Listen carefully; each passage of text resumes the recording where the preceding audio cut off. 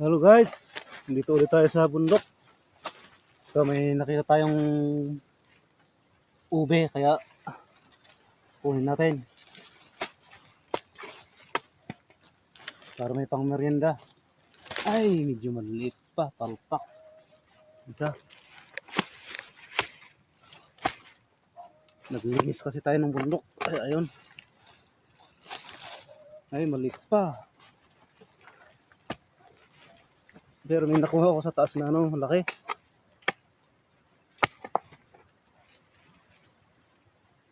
Ito. Ube. Pahaba siya. Sayang, kunin natin yung putol. Ito lang kaputol. Lalim.